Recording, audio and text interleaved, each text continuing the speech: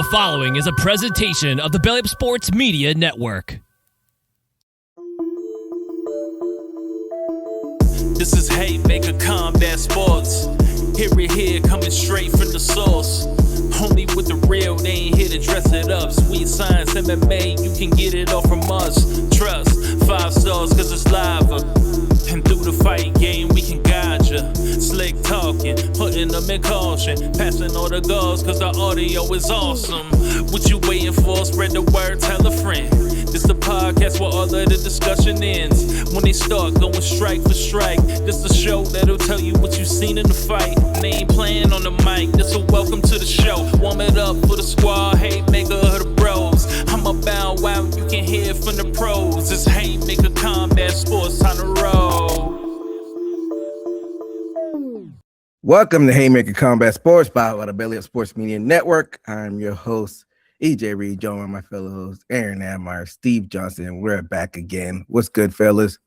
Well, happy Tuesday, take 2. It's March, quick turnaround, more fights coming up, and here we are again. What's good, Steve? Same here on a Tuesday, about to take another take just on MMA. Yeah, at the top of the hour, a box episode dropped that we recorded the other day. We're recording this on a Tuesday. This will be out on a Wednesday. And Admire, I know we recorded last week, but I don't know if you got to talk about your photo shoot that you did. I did not. I forgot all about it. It slipped my mind, but it was a very fun thing. It was my gift, my Halloween gift from my fiance. I got the big canvas made of it because it was so much fun. For those that are listening to audio for, him and his fiance did it 90s style, like the JCPenney photos. How long? Go ahead. Yeah, it was awkward.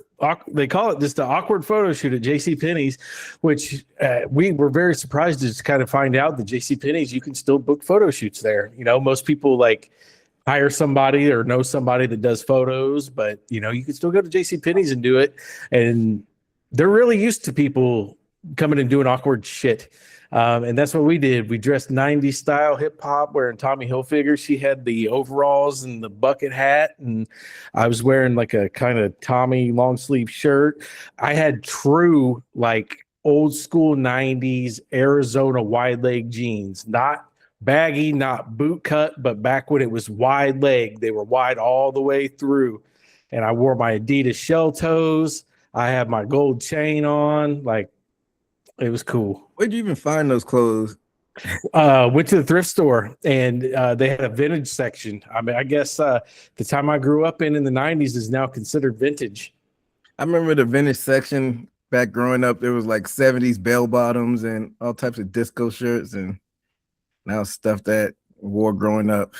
Yeah, it's stuff that I grew up wearing, like the shit. Like, I mean, even I was listening to the radio the other day, like on the classic rock station. They now play stuff I grew up listening to. So, like, I think I'm in that pocket where I'm just getting old and things. You know, I'm that older generation now. You know, I mean, yeah. One of your child is an adult, so my son's of drinking age. You know, I'm grandpa, and and the other day I actually I was joking around, but I did use this line. I work in tech and stuff, and somebody said something to me and made me feel old, so I said, "Be patient with me. I'm from the 1900s." Man, yeah, I noticed that time was flying when. If you got like a 19 on your ID, they don't even look at it. They don't even check it. It's like it's 2000 and above. Well, when we went when Rucker was here in January, and we all went to the casino, me, my fiance, and Rucker, they didn't even ID us going to the casino. They just like told us go ahead, but they ID'd Rucker's girlfriend and my son. But yeah, us, they just told us go on through. Like we must look old as shit or something. And and I cut my beard down. I look a little younger with it cut down. Yeah, that's the cutting the beard sometimes takes a few years off as well. So, but speaking of JCPenney, like what does a JCPenney even look like nowadays? I feel like everybody shops online. I feel like it's probably a ghost town there, besides people doing photo shoots It's really weird. It is, man. It is quiet in there. It's like not a lot of people, but they have a ton of shit. Like they have a lot of clothes, a lot of home goods stuff, but it's all really expensive. Like I don't know how they stay open. I have no idea. But yeah, I mean, JCPenney's is just like a step down from Dillard's or Macy's. I remember those JCPenney ads back when you were young. It was the gateway to other stuff. If you scrolling through those JCPenney ads, if you know, you know. Oh yeah, JCPenney's and Sears catalogs. That's where you became a man back then. Well, we do have a lot to get into, so I don't want to shoot the shit for too long. So let's get into it. A big news story broke out in between the last pay-per-view card that we reviewed. I wanted to save it because last week was supposed to be a quickie episode. We ended up doing like a full-on episode, but this is the proper full preview episode. So let's talk about it like we usually do with these news stories. Ronda Rousey is out of retirement and she will be fighting Gina Carano May 16th at the Intuit Dome in LA. It's a lot to unpack with this, so let's just go at it. What were your thoughts when you saw this, Admire? My first thoughts were like, why, man? Like, you know, Ronda Rousey, you know, arguably the biggest woman MMA fighter ever, biggest name, but she's been out of the game forever. She went over to the wrestling world. I bet she probably made more money there, blew up even bigger as a superstar, went on to the movies. I don't know why she would want to come back for this. I mean, I guarantee you it's a big payday, but still. Then you got Gina Carano, who, you know, off the top of my head, I believe hasn't fought professionally since 2008. Maybe so something like an 18-year layoff, probably, you know, at least 16 years, you know, you can correct me if I'm wrong. 2009, whatever the math adds up. Yeah, so 17 years, 17-year layoff. This is a dinosaur fight, man. Like, you know, there's people like, just like the last episode, we talked about, you know, Charles Crazy Horse Bennett. He's an old fighter, but he still actively fights. But think of a fighter, like try to find a fighter that hasn't fought since 2009 and then think about if you would like to see them fight. Probably not. So it's just really weird hearing that Ronda Rousey and Gina Carano is going to fight. I think of one at least, John Jones. That's about it.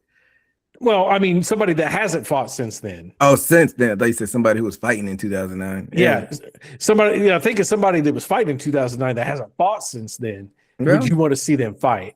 Not really. I kind of wanted to see Tyson when he got in there with Roy Jones.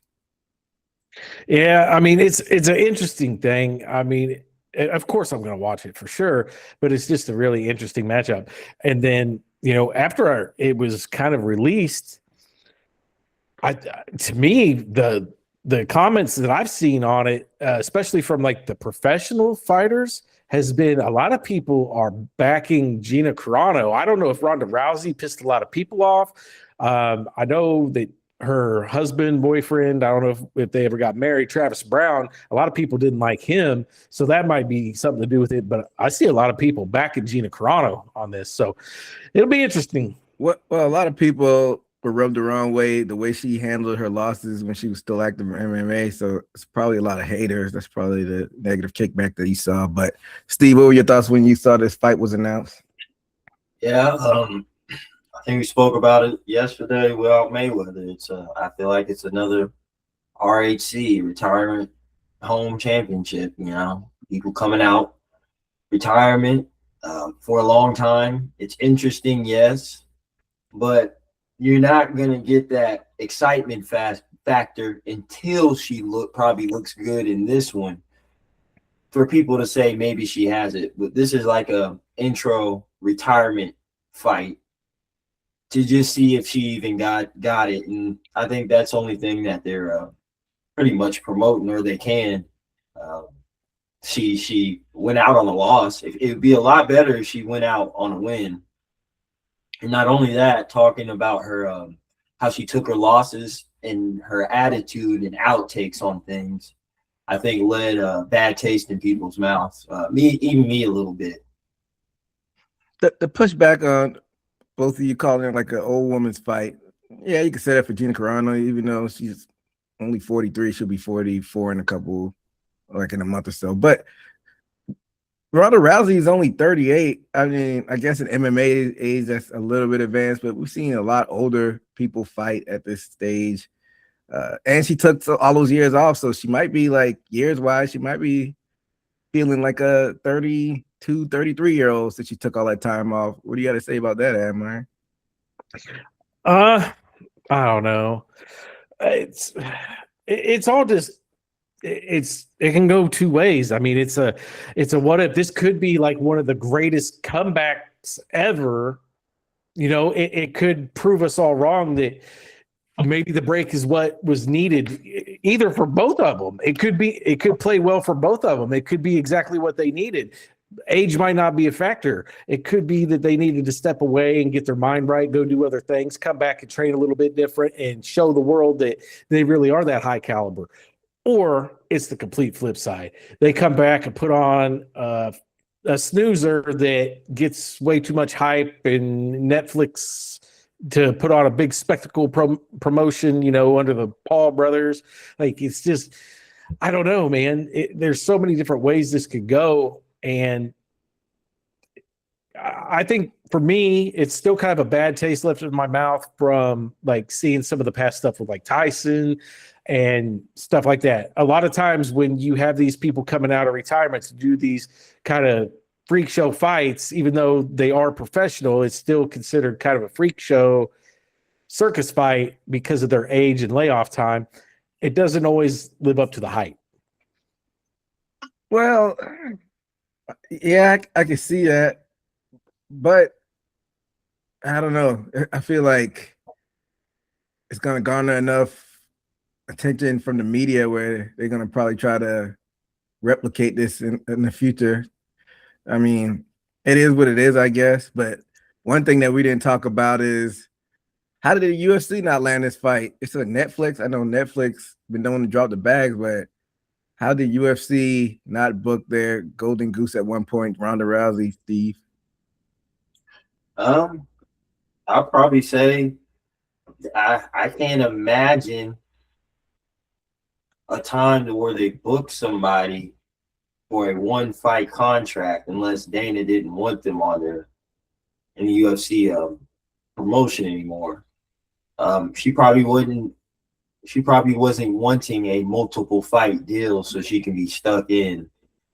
What about James Toney? As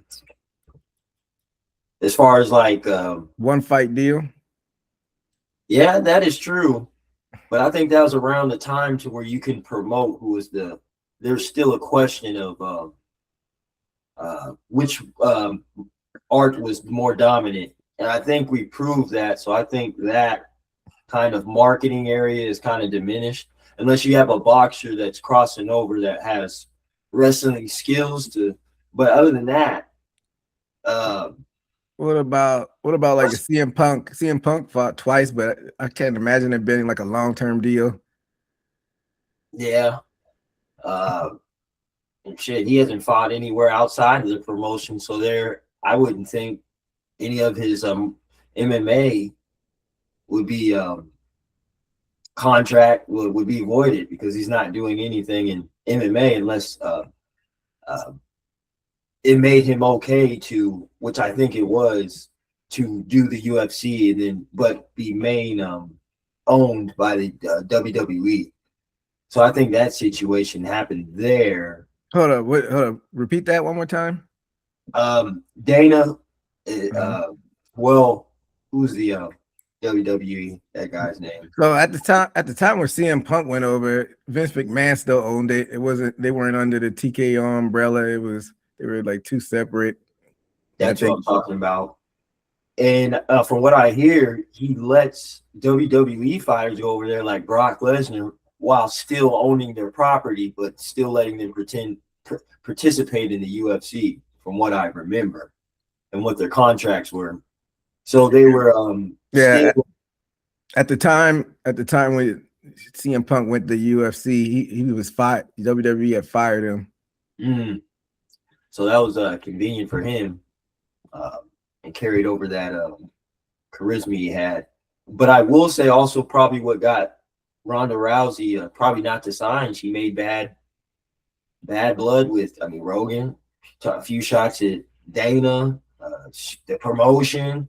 They're like, nah, I don't want to deal with her. You know, I know Dana keeps a grudge. And, you know, Joe Rogan probably had an input in it.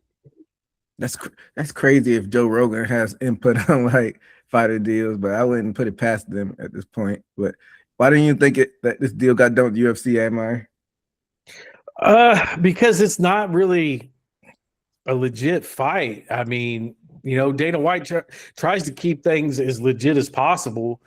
For the most part, you know, there was the James Toney incident, there was the CM Punk experiment, but you know, for the most part, he does try to do things. I was about to say Dada 5000, but I'm thinking about what's his name? Rest in peace, Kimbo Slice. Kimbo Slice. Yeah, I mean, but Kimbo did go through the whole, you know, Ultimate Fighter. He didn't do that well in it, but you know, that was a really big business move. And I don't know how much business move, you know, Ronda Rousey and Gina Carano could be.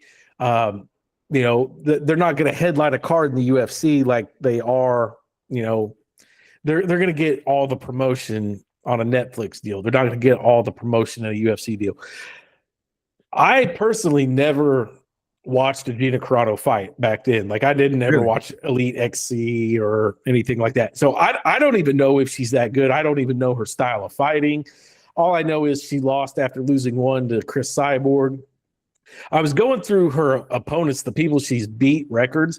Most of these girls have a losing record or went out on like a multiple fight losing streak. So, I mean, I don't know. I don't want to, you know, I didn't go as far back to look to see where they were at when she was fighting them, but a lot of them don't look like they have that well of a, you know, resume. So, do you guys know anything about Gina Carano other than what you've heard? Have you seen her fight? I watched that fight live or close to live. I remember when it happened because there was a lot of hype on her. This was pre-Ronda Rousey. So I was like curious because there was a lot of hype on her and I watched it. The only fight I watched of hers was the Chris Cyborg because I'm like, it said she was good because Cyborg beat the brakes off her. I'm like, there's a lot. Why was this woman so hyped up? And she just got her ass handed to her. But I don't know if you were keeping an eye on her back then, Steve. No, her name definitely rings a bell, but I don't have any memory files on her for real. Can't think of anything significant. Yeah, and back then, I mean, Chris Cyborg was bigger than everybody else. I think she got busted at one point for, you know, performance enhancing substances and stuff like that. I'm not saying she did in that fight, but she was just running through everybody back then. So, I mean, I can't completely diminish, you know, Gina Carano, you know, but she was known as the face of women's MMA back then. But I don't think that women's MMA was exactly where it was today. You just had some, you know, women that happened to be jiu-jitsu people or Muay Thai people that they just threw in there. There wasn't a lot of dedicated MMA fighters back then. So I don't think the competition level, you know, was what it is today. So I don't know if you threw Gina Carano in there today, I don't even think she could be top 15. I'm just guessing because, like I said, I will 100% admit I've never seen her fight. Maybe she would come in and stomp them all. I don't know, but I'm just guessing. Just guessing from her layoff. If you threw her in there today or back then? Today. If you threw her in, I don't even know if she'd crack it. Yeah, she would just because there was nobody, there weren't really any names. She was a pioneer. She'd crack the top 15 back then, but she definitely wouldn't crack top 15 now. Rousey probably wouldn't. I'm trying to think just because bantamweight is a little bit down, she might crack the top 15, but I'd be doubtful that Ronda Rousey would even crack the top 15 right now because it's been a generations that's passed since Ronda Rousey has gone away, and it's been like 2 or 3 since Gina Carano has gone away. Yeah, I mean that's how fast the sport's evolving. I mean, it really, I mean, it hasn't been all that long. And I mean, that's how fast the sports just progressed and moved and everything. You have these girls that have just upped their game and their skills and just would absolutely whack these girls that were at the top of the food chain. Yeah. And it's interesting that the hate that you've been looking at online as far as Rousey. I don't think this fight will be close. I guess once we get closer, do official picks, but I think Ronda will probably wax her. I don't think it's going to be competitive. And that's saying something because Ronda would get waxed by most bantamweights in UFC right now. So there's levels to it. But is there any odds out on this fight? I mean, it's happening in like 2 months. So I can't imagine that there not being odds at this point. There's got to be some odds at this point, early odds. Let's see. Give it a quick Google here. We got Ronda Rousey at a favorite, -400 favorite. Carano at a +330 underdog. Sounds about right. Sounds about right. But I mean, I like Carano at +330. You know, just a little, just in case. Just giving away money. Well, we'll see. Like I said, we'll be tuned in just because it's free on Netflix. We don't have to pay for it. So see how things shake out with that. But moving along, I talked about this on yesterday's show that we covered the boxing side of things. So on this show, we wanted to cover the MMA side of things. To rehash it, Conor Benn signed with Zuffa Boxing for $15 million. And it's a one-fight deal. We talked about how that could potentially draw boxers to it, but let's talk about MMA side of this. Fighters were not happy about this. I think Sean O'Malley was bitching about it. Like he was doing like the 7 steps or how many steps of grief there were.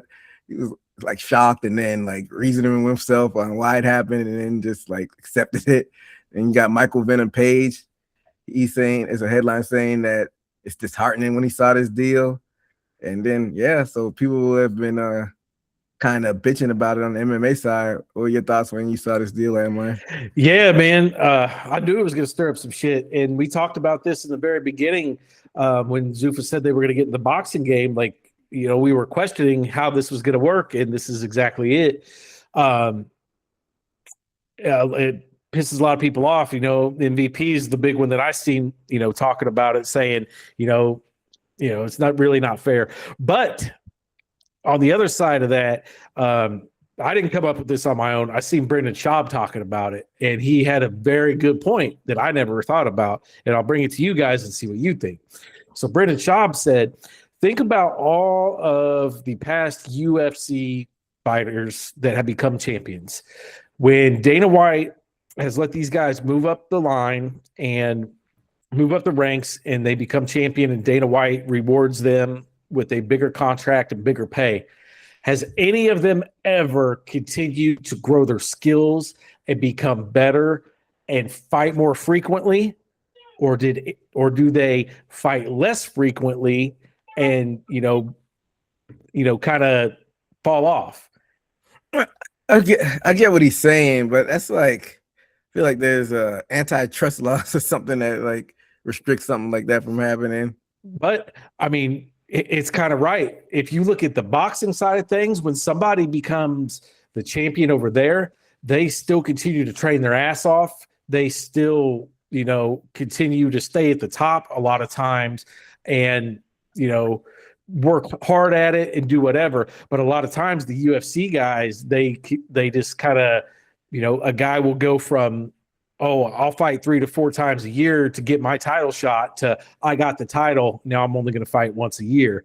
And so, I get what you're saying, but I feel like we're seeing such a small sample size. Of course, Conor is the one. And then John Jones, I feel like it's for a lot of different reasons just besides him getting paid.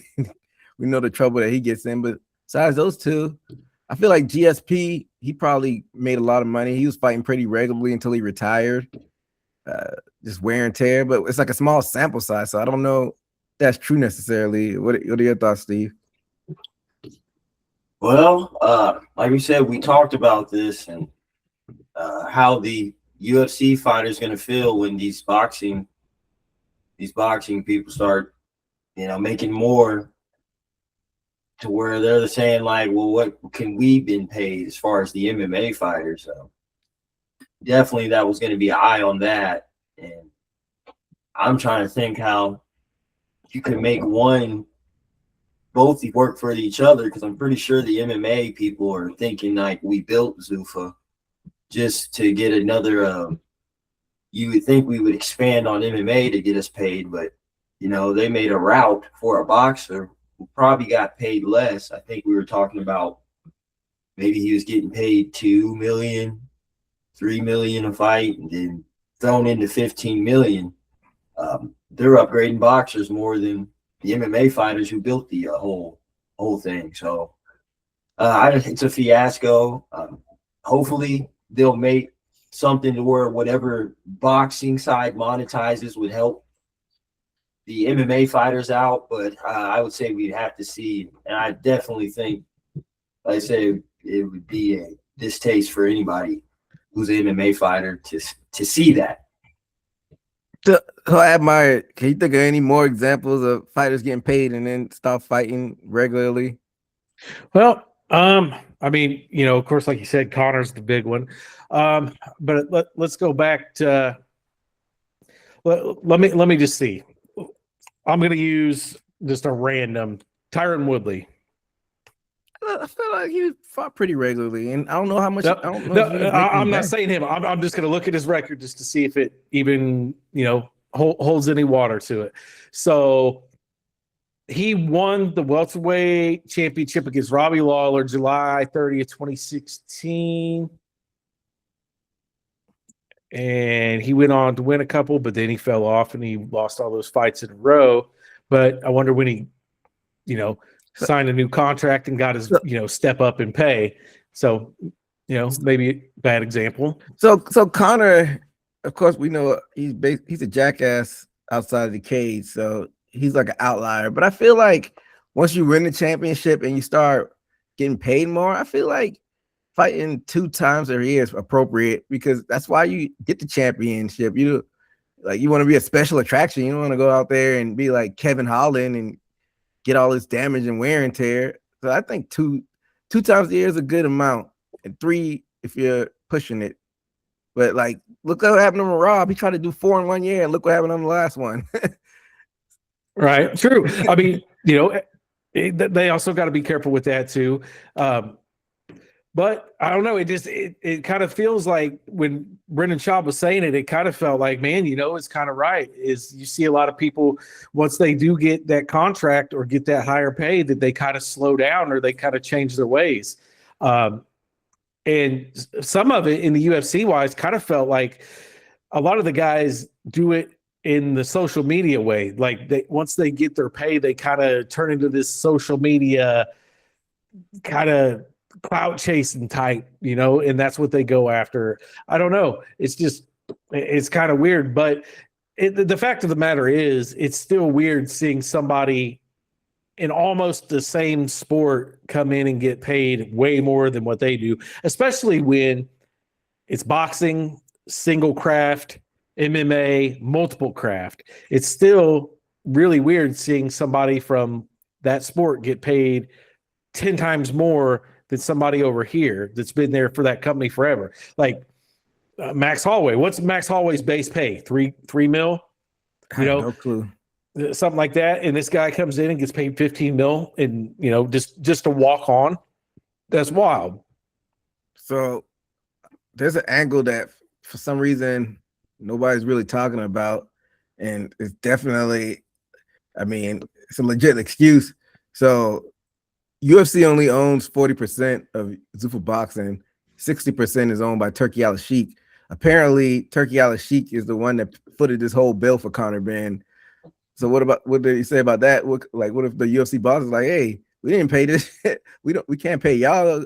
Turki Al-Sheikh doesn't own any of the UFC. What about that angle, Admire? Then that's then that needs to be explained to them. They have to understand that then. It's the same thing, it's just like the company's not paying them. It's just somebody else in the company handing down kind of like a side bonus. It's like, well, you're not getting the bonus that this guy is because it's being provided by this guy, not us. So they have to understand it. Unfortunately, that's the way that it goes. Yeah, what do you think about the Turkey Al-Sheikh side of things, Steve? Well, saying that, like you say, he footed the bill. I say their only complaint is put a bid in on MMA and invest in the MMA side, but unfortunately, you can't, you know, beg somebody to what money they want to put and invest in, which is boxing. So I can understand, like, dang, but if somebody's footing the bill outside the company, I mean, it's really nothing to complain about then. Yeah, and I hate that they have that out because, I mean, what can you do if it's somebody who owns this one company but doesn't own your company is the one that's paying for it? Like, what can you say? I just wish the fighters would get paid in general because UFC makes billions, so I don't understand. Of course, it's the shareholders. We all know why, but it's unfortunate, especially they put their lives on the line when they go in these cages, and some people show up for 20 and to win 20, hitting 40,000 a fight. So nasty work. I don't know if we'll see anything happen anytime soon that changes it because apparently I think Zuffa Boxing is trying to like change laws in the sport of boxing where they're trying to get rid of like the Ali Act where it controls like fighters' pay and stuff like that. So hopefully they don't get away with that, but we'll see how things move forward. It'll be definitely something we need to keep our eye on. But moving right along to the next story, the light heavyweight champion Alex Pereira gives up the light heavyweight belt, and it's going to be Yuri Prochazka versus Carlos Ulberg for UFC 327. I hadn't done a lot of research on this story. Why did Pereira give up the belt, in your opinion, am I? I didn't research it, but my first reaction is they must be trying to set something up with him and John Jones. That's the only thing I could think of. You know, the hype still in the news. I don't know if we're going to talk about it next, but, there's more talk around the White House card coming up. And, John Jones, arguably the biggest current fighter, and Alex Pereira, probably the second biggest current fighter. Why not have them on that card? Well, if Alex has the belt, John doesn't want to come down and challenge for the light heavyweight belt. Only makes sense for Alex to vacate that belt, and they do a heavyweight match or whatever, but they can't hold up the line. That's the only thing that makes sense to me. Why else would he do it unless he's the only other thing that I could think of is he going to drop back down, try to go back to 185. I doubt it. He looks comfy at 205. Is there some type of injury that we might not know about? Let me do some research real quick. Just let me see what I can find. Well, while he's doing that, what do you think about him vacating the belt, Steve? I can see it. Everybody else is I feel like a lot of these champions go off of scaling who's within their generation on the rise up to the belt. I think Ulberg is a little bit, he's been around, but as far as contention around top 10, I've noticed a lot of champions don't like to give a lot of people light as far as letting the new up and comer. Saying that, I feel like Pereira kind of washed out the light heavy, maybe in ways of he might have not fought everybody, but he's beat somebody that's beat other people, which justify maybe his top ranking at light heavy of probability of who he just wiped out the light heavy. I think heavyweight, he's just getting prepared. And you say John Jones, which is a possibility, I think, but I think I might smell a Cyril Gahn in Pereira as far as what do you call that? Heavyweight? Yeah, heavyweight. When you're fighting for the person you're waiting on. Interim belt? Interim, yeah. Or if Aspinall, heals all of a sudden, there'll be some. I would say that would be in the works. So I don't know if you found MI, but the story that I read from Friday saying that John Jones and Pereira fight is off the table. Well, what I found is basically Daniel Cormier is guessing that Pereira is chasing that third division title. And he says it'll either be probably against Cyril Gane or John Jones. It sounds like maybe an interim situation. You know, Tom Aspinall had eye surgery and whatever. Who knows how long he's going to be out. So maybe they're thinking about an interim situation, throwing a belt out there so that, you know, the heavyweight division doesn't go stale. This is the perfect opportunity for Pereira to slide up there. Nobody has to face Tom, dangerous fighter in his own right. So I guess we'll just have to see.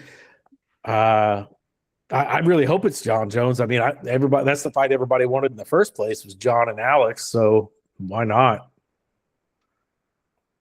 Alex Pereira's PR team or management, they need to get a raise. I feel like they're very strategic on his moves and what he does. I think we touched on it in a previous show, but I feel like why couldn't they have done an interim belt at light heavyweight? Why do you have to vacate it? I feel like he picks his matches very favorably. You don't see him getting in there with a lot of wrestlers and stuff. I feel like if he would have stayed at light heavyweight long enough, he would have ran into a wrestler. Yeah, true. But I mean, we kind of said the same thing about Ankalaev. We were like, oh man, Ankalaev's going to get in there and just take him down. And yeah, but I don't know. For some reason, I got to go back and look at Ankalaev's grappling, credentials and whatnot, because even the first fight where he beat him convincingly, he wasn't wrestling with him. He basically he didn't wrestle at all. So it's not like we saw him like try to pressure him on either one of the fights. So I think his team is like strategically picking because he never faces really any grapplers. When he faced Israel at 180, of course we know Israel doesn't wrestle. I think even when they got in grappling exchanges, Adesanya got the best of him. I can't remember the other people he fought at middleweight, but I just think. And then when he goes up to heavyweight, nobody's gonna really wrestle him like that unless he runs into Blades. If he runs into like Blades, basically. So that's why I'm thinking he's trying to be strategic on like these moving up in divisions and right place, right time, gets the right fighters. Styles make fights, and as long as he gets them stand-up striking type guys, I mean, he should be safe. So we'll see. But I mean, and if that's the case, John Jones would be the exact person that he don't want to fight because John Jones wrestling is top tier. I think if that fight would have happened, they just were doing it for the pomp and circumstance. Pereira knows he's not going to probably win that fight, but he'll probably get a big payday, and then it'll be sexy going into the fight, like the promo and stuff. But he knows he's not going to win that fight because, he bulks up to like 230s, but we saw how big John Jones got for it was the Cyril Gane fight. He was 250. He slimmed down a little bit for the Stipe fight. I think he's like at 240 for the Stipe fight, but I don't think it'll be close. But yeah, what do you think about that aspect of it, Steve? Pierre maybe trying to dodge wrestlers and grapplers. Oh, I think that's definitely the case. I think the closest one is Ankalaev.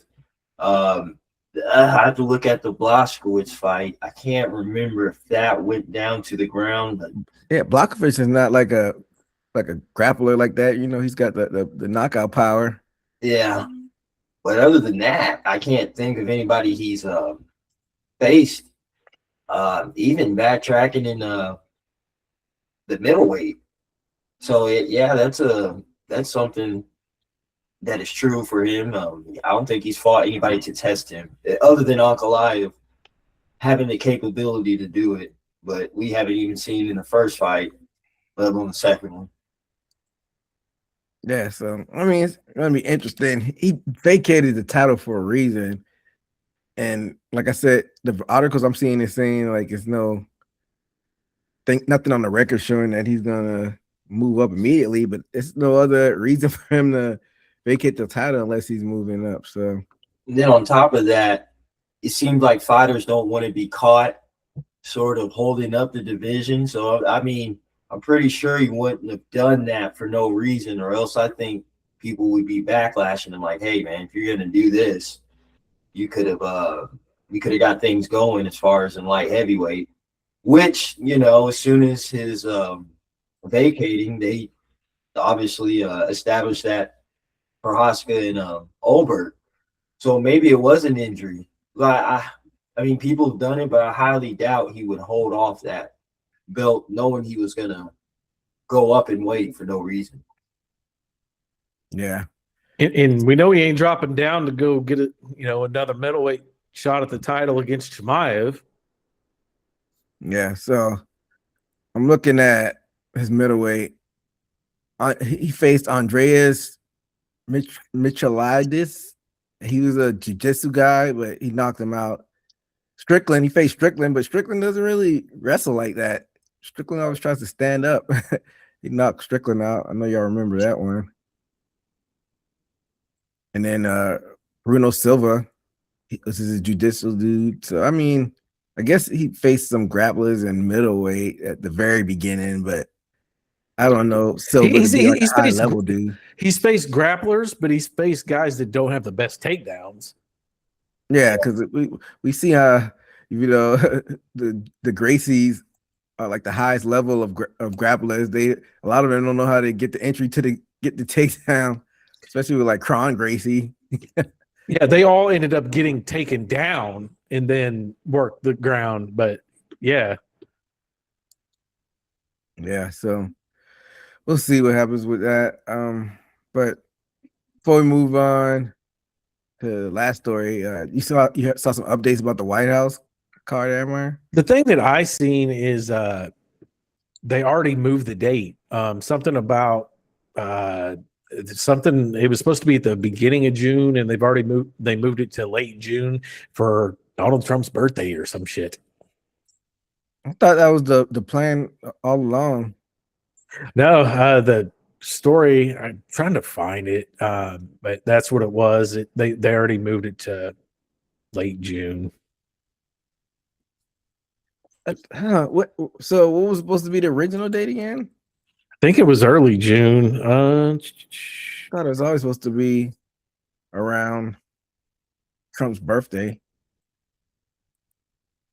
I don't know.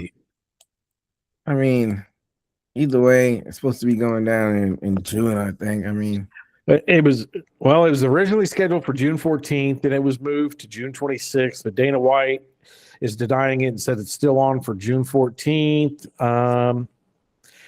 4 days ago, Dana White announced that the White House card will be announced this week. Well, maybe that lines up with the Alex thing if the White House card's being announced this week. Oh, really? They're going to announce it this soon? 4 days ago. That's what Yahoo News is reporting. Dana White says that it will be announced this week. Huh. Interesting. I mean, whatever they announce, if they announce it this early, I wouldn't bet a lot of money that the card's going to stay the same, especially with injuries and pullouts and PEDs. I'm surprised they're announcing it this early, but we'll see. Did you see any more type of rumors in regard to what's going to be on it? No, I mean, it's been, for once, this is like the one time that there's been no rumors. Like usually people can kind of like put together fights based on rankings and who's available and stuff. And this one, I've just seen nothing going on. I mean, there have been really no rumors. Like people have even stopped with the Conor McGregor shit. Like people aren't even talking about him coming back. Like it's been real quiet. Yeah. So, I mean, I'm curious to see what they announce. It better be a home run, especially with the amount of security it's going to take. It's going to be a headache even during this event, and it's going to take a lot of money. Heard it's going to be like 60 or 50 million just to throw it, which is insane. I feel like a kind of a waste of money, but they were dead set on doing this, so we'll see how everything shakes out. But before we get into the fight card going on this weekend, I don't know if y'all saw Armin Sarukian at freestyle wrestling. He was in a freestyle wrestling against Giorgio Poulos, and I guess he wasn't liking the way Poulos was fighting. Apparently, he was fighting dirty, and after Sarukian got the victory, a melee broke out. So let's go ahead and take a look on what ensued at this Real American Wrestling matchup.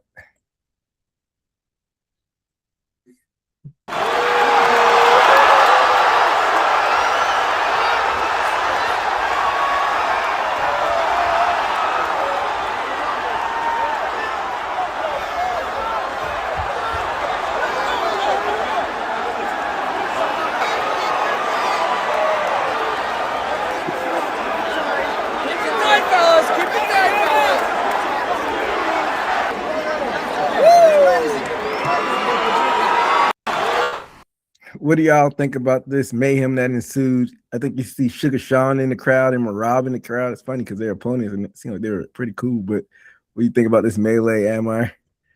Yeah, I mean, sometimes stuff happens like that. It's pretty wild, man. I wouldn't want to be in the middle of it because, I mean, all those wrestlers and coaches, I mean, that's like a whole murderer's row of just badass dudes. But if I'm not mistaken, this dude's been involved in quite a few, like, things like that, right?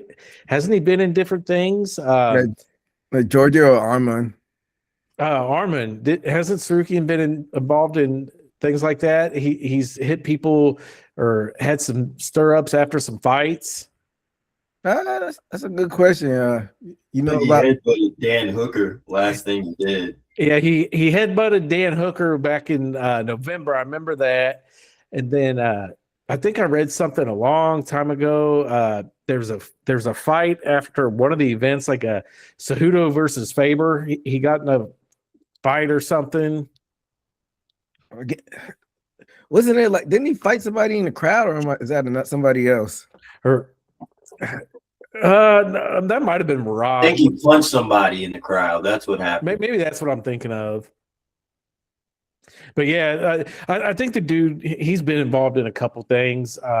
So yeah, it's pretty wild. You know, when I seen some of the stories about it, I think Marab was saying that they need to have a rematch of the wrestling match. So I don't know, it'd be pretty interesting. I mean, there's already bad blood there. I don't really know who this other guy is, the Giorgio. So maybe, I don't know, take advantage of the situation, throw him in the cage. Yeah, I guess the other guy's an MMA guy. I didn't do research. But if he is, it'd be interesting. I don't know if he's in the UFC, but I'm going to pull him up and see what his page says. What was your thought on this little brawl, Steve? Well, I've been looking at, pops up on my algorithm. He wrestles for $1,000 for takedowns. Built up his Oh, that's that guy. I think I seen that on social media. Yeah, it's him. So he built up his resume. I watched it. Giorgio was literally, I mean, he started, he slapped him. And people were saying he was trying to pull off a disqualification by, getting him upset. But, Armand slapped him back. But obviously what happened after the fact, he punched him. But saying that, I would say 100% it's better for Armand and Giorgio too, because, he got on a platform sort of like on the Logan Paul or Jake Paul situation, except for wrestling, and now on a wrestling platform. Except he has some type of a background, I would say. So I would say he's a little bit better status than Jake. But other than that, definitely a plus for Armand. He's a boost. People knowing his name. He's been calling for the lightweight championship, and if he had any doubts of his popularity or what they want him to sit down, I bet you they're probably doing Birdman hands now. It's like, maybe we can talk about. Well, breaking news as of 7 minutes ago, they were actually supposed to have a grappling match against each other, and as of 7 minutes ago, it was canceled. It was supposed to grapple even just after having a wrestling He added submissions, what I believe. Yep, they agreed to a submission-only grappling match for a company called Hype in Brazil next week, and they just canceled it minutes ago, as reported by MMA Mania. Well, to be continued. And what was this guy's background as far as combat armor? He doesn't have a Wikipedia or anything, but like you guys said, I too have seen him on the beach in different places offering the take me down for $100 guy. I think it's maybe college credentials as far as he went, if not high school, one of the two, but I think that's all as far as he went.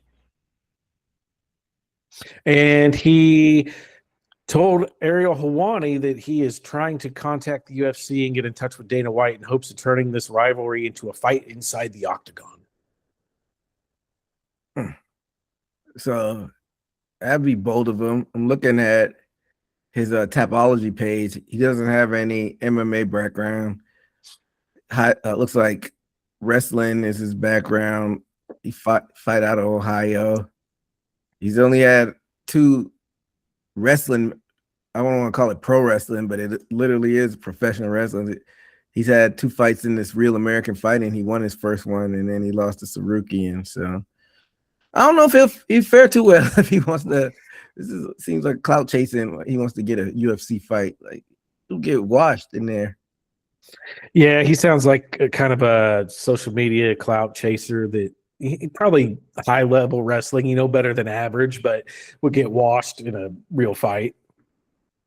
Yeah, so bunch of nonsense, but we'll keep our eye on it, see if anything comes out of it. But let's get into the fight happening this weekend. UFC 326 going down in Vegas again. I think less than a 2-month span. They were there for 324. So back in Vegas, seems like this TKO regime basically is saying that Vegas is their own base. All these fights that are going down there. But let's talk about the early prelims. Light heavyweight, we got Luke Fernandez versus Rodolfo Bellato. Featherweight division, we had Zhang Li versus Gaston Bolaños. Light heavyweight division, we have Rafael Tobias versus DR Nogueira. And then in the flyweight division, we have Sue Mudarji versus Jesus Santos Aguilar. I don't know. Will you be at home tuned into these early prelims, Amber? If I'm home, I'll turn them on. With that hour change that they did, 4 o'clock for some early prelims is really early. I like having the main card on an hour early, but having the early prelims on an hour early is kind of a pain in the ass. Yes, especially is still out and about.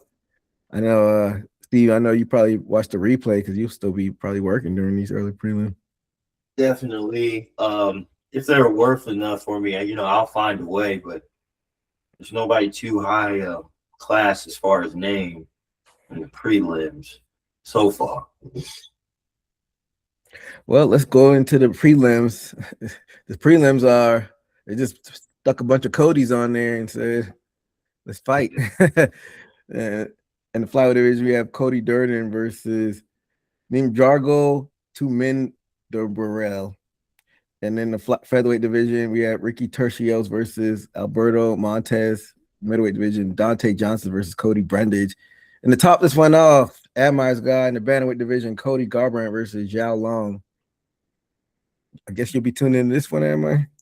Yeah, definitely tune in, watch Cody Garbrandt, man. Even though, he's kind of falling from grace, I still like watching him fight because you never know what's going to happen. Man, what a fall from grace. I watched the replay of him versus Dominic Cruz again the other day.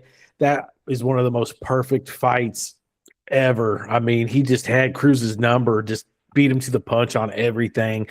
Crazy how somebody could just make a legend look so bad and then go on such a losing streak and look bad. It's crazy. Steve, you any interest in watching this Cody Garbrandt fight? Definitely watching Cody Garbrandt.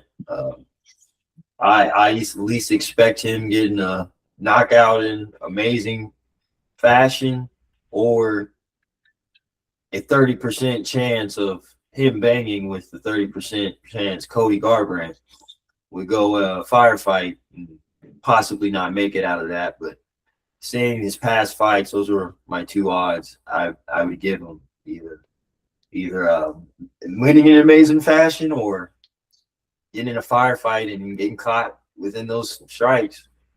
So after that crazy losing streak he went on, he finally got back on track in 2023, reeled off 2 wins, got that knockout on Brian Kelleher. Then he gave 2 away, lost to Figueiredo and Barcelos. I mean, of course he's gatekeeper status now, but of course in his head he probably doesn't think so. But what is he really fighting for now, Amar? Money. Money. I guess. I mean, I'm sure he's probably got plenty of money. I mean, he was at the top for a while, man. I mean, he was undefeated, beat Dominic Cruz when Dominic Cruz was still the man. I mean, he was great. He was with Alpha Male, and I believe he's probably still with Alpha Male. I don't think he ever left.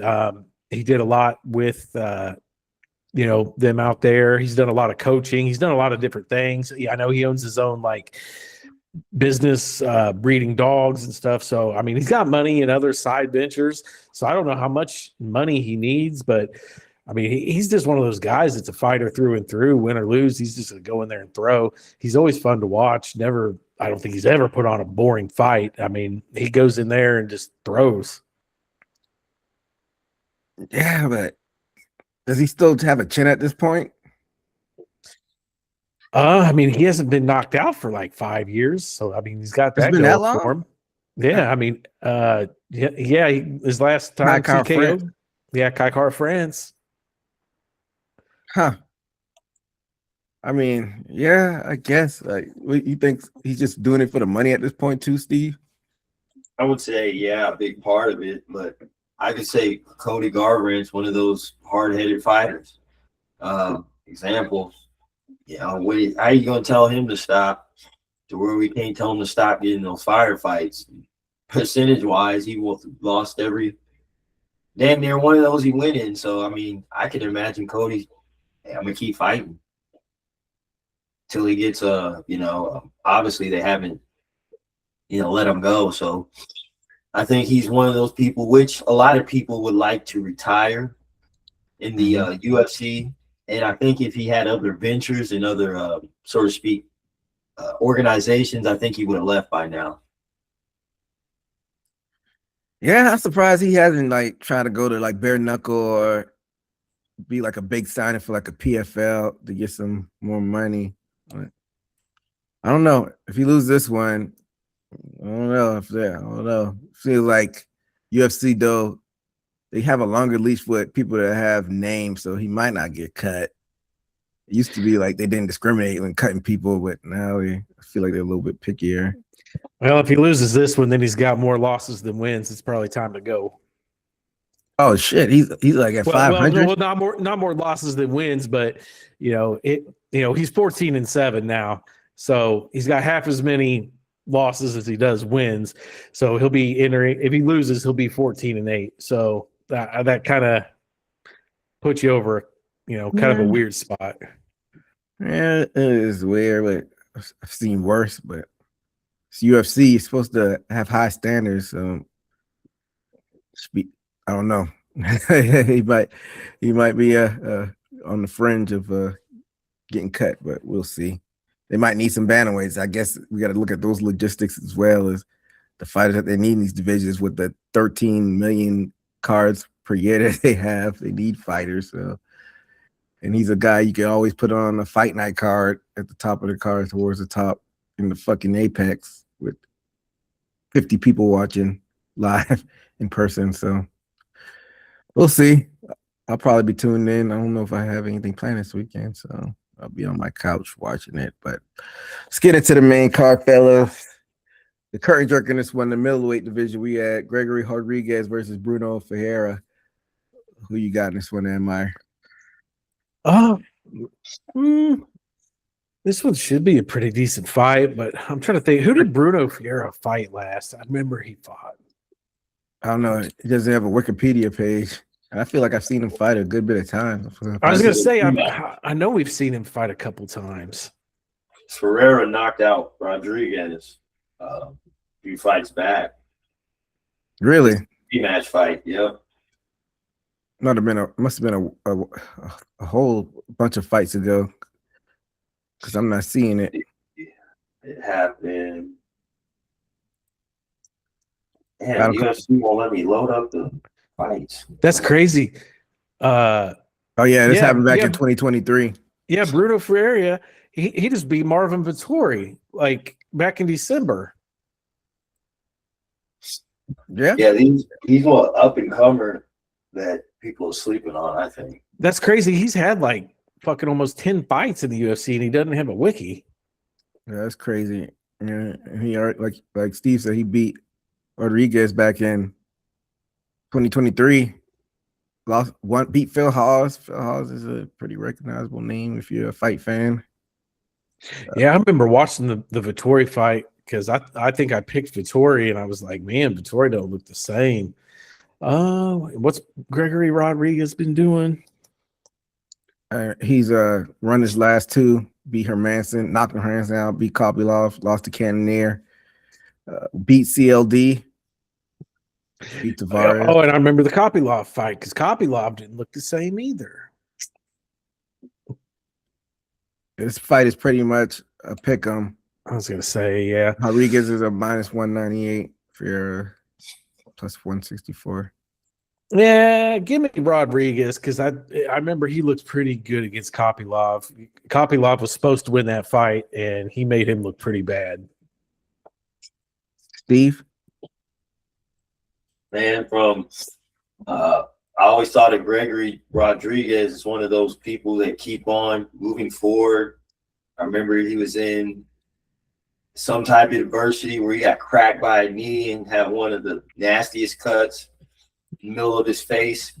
And then he got to Bruno Ferreira to where I'm like, okay, he's going to control the fight. And Pereira was on the fence, did a little head movement, and then gave a straight and knocked him out. And seen him ever since to where I feel like this is a dude being slept on a little bit. He's not as big as the middleweights, but he's a tank to have enough punching power to knock somebody out, as we saw the first fight with Rodriguez. I'm going to have to go with Ferreira and not with Brazilian Obama, because I'm looking at his picture right now. He looks like Obama. He looks like who? They joked in the UFC about Gregory Rodriguez, how he looks like Obama. So I'll say I'm not going to choose the Brazilian Obama. I didn't know that was a running joke. Yeah, within the, the memes and stuff like that. I feel like I guess I can see a little bit. I know he's got old man face. Oh yeah. He don't look 30-something. I guess I could if he's a bald Brazilian. Now I can't unsee it. How old is he? Just in one picture. I think he's like 32 or 33, if I'm not mistaken. 34. He's high 30s or 40s. He just turned 34. Yeah, that's a rough 34. Man, those they grow up rough in those favelas down there. Yeah. So you said you got Ferreira. I'm picking Rodriguez as well. So me and Admire got Rodriguez. I just think, I don't really have any reason. It's pretty much a pick 'em. I just think Rodriguez may just catch him, but there's no rhyme or reason on my pick. So let's move on to the next fight. In the lightweight division, we got Drew Dober versus a guy, when you look at the dictionary, turn to the G section and open up the gatekeeper, his picture will pop up. Michael Johnson. Who you got in this one, Admire? This is easy for me. Missouri boy, Michael Johnson. I've said it before and I'll say it again. He's one of the best fighters in the world. And he's one of those guys that on any given day, he could be the champion. Like if he could just put it together all at once, but he never can just put it together. Like if he could be consistent, he could be the champion. Well, that's the thing though. He can't be consistent. He hasn't been consistent. Now, let me refer to. He hasn't been consistent. He said St. Louis guy. He's almost 40. He'll be 40 this summer. I think that ship has passed him on him, putting it all together and being consistent. I mean, he almost beat Justin Gaethje. I think he's the only person to ever drop Khabib. Like he's good, man, but he just never strings it together. It's crazy. Yeah, Michael Johnson, easy. Steve? I'll go with Michael Johnson because veteran, and although people might not think he has power, I think his speed, his velocity makes up with the crashing effect. It's more somebody as muscular as Drew Dober. Michael Johnson be throwing heat real fast, and he's caught everybody on the chin to at least stun the most formidable fighters, even Justin Gaethje, although he didn't get him out. Johnson can throw heat just as much as somebody as muscular as Drew Dober. So just based off the speed factor alone, I'll go with Michael Johnson. Just hopefully his stamina stays up, because I think that's what he had problems with also. So Drew Dober is an interesting case because he hasn't looked good in his last like 6 or so fights. More losses than wins. But his last fight, he beat Kyle Prepelec. But like I said, he's an interesting case because if he wins the fight, he's gonna finish you with this interesting. But he loses fights, but he still loses a lot of fights. So I guess it's like all in for him. Like if he's gonna win, he's gonna beat you. With that being said, this is pretty much a pick 'em as well. Michael Johnson is a minus 122 to Drew Dober's plus 102. I don't know. There's really no rhyme or reason with my pick as well. I guess I'm with Adma. I go with the guy from Missouri. I go with Michael Johnson. This might be his little mini resurgence, and who knows? Like I said, we've seen stranger things. If he could string together this win and maybe another win, if he has to fill in for a title fight now that champion's out right now in the sabbatical, so we'll see. But Ilia Topuria being out, all three of us got Michael Johnson. Next up, bantamweight division, we have Rob Font versus Admire's guy Raul Rosas Jr. Who you got in this one, anyway? Yeah, like you said, my guy Raul Rosas Jr.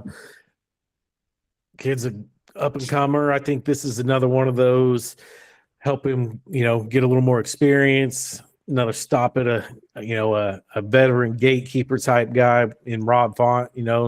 Rob Font been around for a long time. I think he's 39, 38, something like that. He's fought everybody, had his ups and downs. He's beat a lot of good people. He's lost to a lot of good people. He's exactly the definition of a gatekeeper, and I think it's just a stepping stone for Raul Rosas Jr. So, man, where's time flying by so fast? I remember when Rosas Jr. was on the Contender Series and he was 17 and couldn't get on. He's already 21. Yeah, man, already 21. He's it seems like we were just talking about his first loss, and that was like 3 years ago already. Jeez, that was like when we first started the show. Yeah. Wow, that's crazy. Because like I said, I vividly remember he was 17 on a Contender Series, and he couldn't even get like a fight until he turned 18. So already 21. Who you got in this one, Steve? I'll go with Rosas, just because his he got that first loss, although he was a talented person. I mean, I don't think he had too many fights in between his first loss till now. Since time passed by, we don't see him as often, as far as I think. Since he's getting a ranked opponent, I think, it's showing more than ever that this dude might be a problem. I think Rose is the type of person, if he gets a hold of you, he has that strong factor to where, the fight's over. And I think he'll be dominant. All he needs is a takedown. And he's one of those people who jump on your back like a backpack. And based off of Rob Font, tough fighter, veteran, but I don't see any expertise for him to keep Rosas off his back, basically. So Steve has Rosas Jr. as well. Rosas Jr. is a minus 218 to Raw Funds 180. Yeah. I don't know. This might be a sneaky fight for Rosas Jr. I'm picking him as well, but like Adma, you said, Ron Font is a wily veteran, even though I don't even know if he's a gatekeeper. He might be slightly below a gatekeeper. But still, you never know with a veteran like that, especially with somebody that's still young in their career. He could catch him, or might be a bad night for Rosas. And it's not like the odds are astronomical, but I'm still going with Rosas Jr. I think this will be a showcase fight for him. I think, like Steve said, he's going to probably try to ride him out like a backpack and tire Roth on out with the wrestling and might actually get the submission. So I'm going Rosas Jr. as well. Let's move on to the co-main event. In the middleweight division, we got Kyle Barao versus Rainer de Ritter. The fight nerds in the building. What are your thoughts on this one, Amran? Ooh, man, this is a tough pick for me because I know Ronda Ritter is such a tough opponent. I mean, he's beat a lot of good guys, Kevin Holland, Bo Nickel, Bobby Knuckles, coming off that loss to Brendan Allen. But, my favorite team out there is the Fight Nerds. It's hard to pick against them because they're all tough, highly skilled. I think, Baralo, he's coming off just like one loss. Imavov, and he has like one loss early in his career. This is probably gonna be like fight of the night right here. I mean, and that's saying a lot when you got Max Holloway on the card, man. This is a banger of a fight. Both these guys are so high level. I feel like I do really good when I pick the Fight Nerd, so I got to stay with my Fight Nerd team. So you're going with Baralo? Baralo, man. Steve? I'm going to have to go with Rahalo, although he lost his last fight. That was against Imavov, who's up on the rise right now. But Rahalo beats formidable opponents, one of them is Cannonier. So, he goes up and down right on the space of championship, but saying he beat him, I think he's more than ready to fight Rainier de Rider. I really can't see anybody as formal. Well, he beat Whitaker, but I mean, I was about to ask who has because they're both coming off losses, but who has the better streak? Because both of them are on the streak. You had Rainer de Ritter, he beat Gerald Mershart, he beat Kevin Holland, he beat Bo Nickel, he beat Robert Whitaker against Bahalo beating Cannonier. Oh, I think de Ritter definitely has the better resume and win streak. That's what I was thinking too. But what messes me up is maybe the style fight. He lost to Brendan Allen, who's not necessarily a that's what got me. He lost to Brendan Allen, and then he lost to Imavov. So that's what kind of twisted it around. That's what made me choose Brahalo. He ain't really, he's fought against Cannonier, and it's the only one we can really look at as far as formidable opponent, but I don't see any blushes because he ain't lost other than that. Yeah. I don't know. Like me and Amar, like we were just saying, de Ritter has the better resume. Imavov, that's always a tough fight. I'm going with Baralo as well, just because I think he's going to get back on track. Hopefully you're right, Amar. Hopefully this is the fight of the night, and we see fireworks in this one. Baralo is a minus 298. What do you think about those odds, Amar, to the Ritter's plus 240? Wow, that big of a spread. That is, man, Ritter ain't getting no respect. That's crazy. You gonna put some money on the Ritter? Somebody knows something that I don't. I mean, we were just talking about who he's beat. I mean, he's got the resume for it. That's a big spread. I don't know, man. I might try to put together a little $5 all underdog little parlay, see what we can do. Hey, let's hope Lady Luck is on your side. So all three of us got Kyle. We're all on this one. So like I said, hopefully we see some fireworks. But let's get Max Holloway, the champion, and for the people listening, I'm putting quote unquote versus Chucky Oliveira, Charles Oliveira, do bronze for the BMF championship. This belt that just won't die. Who you got in this one, Amar? This is a wild fight too, because Max Holloway's never been in a boring fight. Oliveira's a great fighter. Stand up on the ground, doesn't matter where it goes. Last time they fought, what was it, neck injury for Oliveira? A long time ago. This was back in the featherweight days. Long time ago, real long time ago. What was that? 2015. It was 10 years ago. It was August, so 10 and a half years ago. Yeah, so it's been, you can't even count that. Things have changed. We've, been through so many different things. Holloway, let's see. Holloway, the only fight he's lost, really, besides the Volkanovskis, is the Tapirias, and talk about two champions he's lost to. Yeah, but Oliveira's kind of the same. Tapiria, Sarukian, Makhachev, and that's really about it in the last years that count. Let's say in the last 5 years, Makhachev, Sarukian, Tapiria.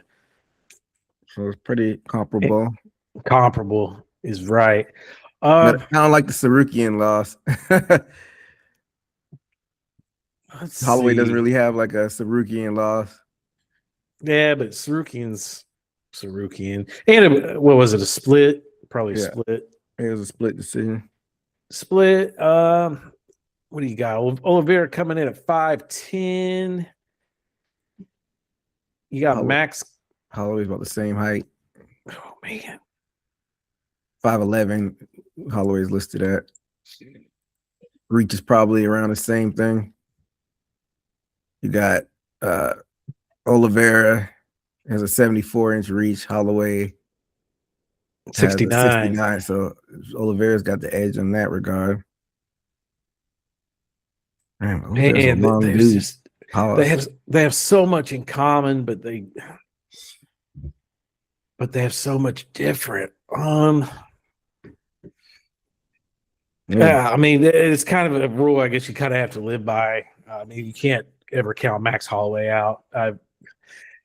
Just durability and everything. Max Holloway's proven, tried and true. I mean, I got to go with Max Holloway. So Admire is going with Blessed in this one. Who you got, Steve? I'm going with Max Holloway. I can't really think of a time where he's really had a problem on the ground or even went to the ground as far as I remember. And then Charles Oliveira, he usually has to hurt somebody or wait for them to slip up to get him on the ground. I can recount that many times that's happened. So based off Max Holloway's and really, have slip ups like that, I would go with Max Holloway. I can't see Charles Oliveira takedown him as far as like getting him hurt. Max Holloway, I think, is up to par striking to not possibly get hurt by Oliveira. Plus, Holloway has a chin, so good odds for him. I mean, like you said, it's probably not going to be any type of takedowns on this one, even though we know Oliveira is a high-level jiu-jitsu guy, even though, like I said, basically, I feel like he's more of a defensive grappler than he is trying to get you down. But you said Holloway does have a chin, but he still got knocked out by Tapiria. You don't think Oliveira could find the range and sneak one in there and possibly hurt him? I mean, he could, but you can't hold Tapiria knocking him out against him. I mean, Tapiria was pretty crisp in boxing IQ, and although Oliveira is smart, I mean, a lot of his past fights, he got caught. And I'm not going to forsake Max Holloway's power because I didn't expect him to knock out Gaethje. So I think he can throw enough heat to get respect and hurt him because Chandler hurt Oliveira. Other people knocked Oliveira down and had a chance, but he, pulled through it and got a victory. But Oliveira is known to be susceptible to get rocked almost every damn fight. Yeah, failed to finish Oliveira a long time ago. Cub Swanson knocked him out, but this can't really count featherweight, I guess. But still, I don't know. I guess looking at it though, Holloway doesn't really get finished. So maybe his chin is a lot better than, for some reason, than I'm thinking of in the past. Pereira must be. If Pereira is on the track that he is now, he's gonna be like the all-time great. Because he's knocking out everybody.